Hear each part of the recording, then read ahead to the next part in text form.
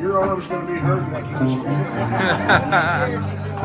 My old man found a panhead engine at a swamp in Beach Grove. It was lying beneath the combine and a rusted out John boat. No one knew if it would turn over, if it ever seen the road. Handed the man $30, turned around and took it home. As soon as he brought it in the barn, started tearing it all apart. With the lower valve spring collars on the way to the rocker arm. He spent up half the night cleaning flywheel shafts and bolts. He said, son, I'm gonna build a chopper. I'll be the finest on the roof. In the road far behind me, as my wheels roll on, rolling 90 miles an hour, just trying my best to hold on. He spent the next few years searching anywhere he might find parts, yard sales and pawn shops, farmers cleaning out their barns. He hanging cycle, recycle, weary aside. All the guys behind the counter always help him with advice. He lived the classifieds and the traders, auctions and junkyards. My Uncle Mike helped me the word out. They were looking for used bones. In a barn outside of Fairland, found a straight leg frame, found a Springer front end in Shelbyville. I forget the man's name. He went all the way to Ladoga to buy a coffin shaped gas tank. Bought a king, queen seat in Plainfield and started taking shape.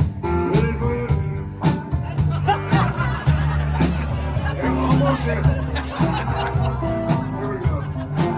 Jagged foot pegs down in Spencer, cross-shaped mirrors and cool stars. At the yard selling a little more, he found a rabbit ear handlebars. First time he turned it over, he only had to kick it twice. A sign for it to the neighborhood, but in the end he died. When he shut it off, I remember him asking, why is it leaking oil? He said, son, that's how you know it's a heart, 'cause it marks its territory. When the road far behind me,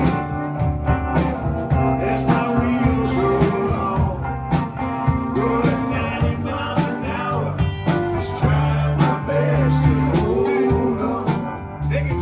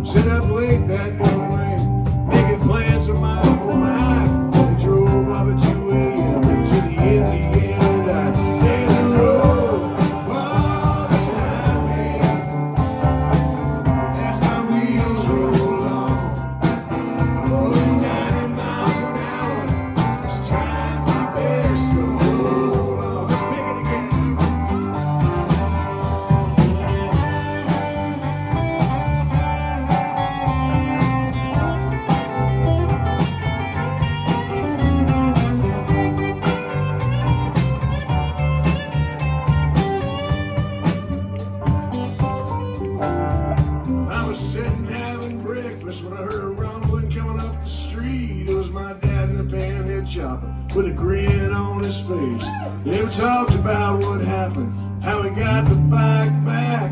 With her women with shotguns, pistols, brass knuckles, and baseball bats. Now that I'm a little older, I think the most likely scenario is that he walked into the clubhouse and told the bikers a story about how he built it with his bare hands. The spare parts he had lying around, how he built it with his son. Couldn't take that line down. Maybe since he walked in and on, it was seen as a sign of strength, walking straight into the clubhouse, having the nerve to speak his piece. Few men would face the consequences of grabbing the bike and walking outside, but I believe even the toughest bikers appreciate the bond between a man and his bike.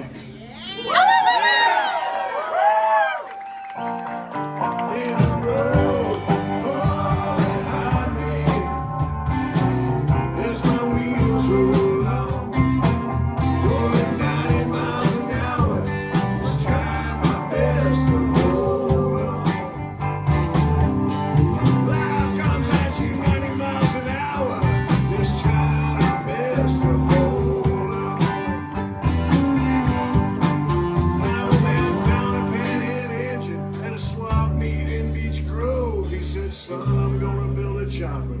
It'll be the finest on the road.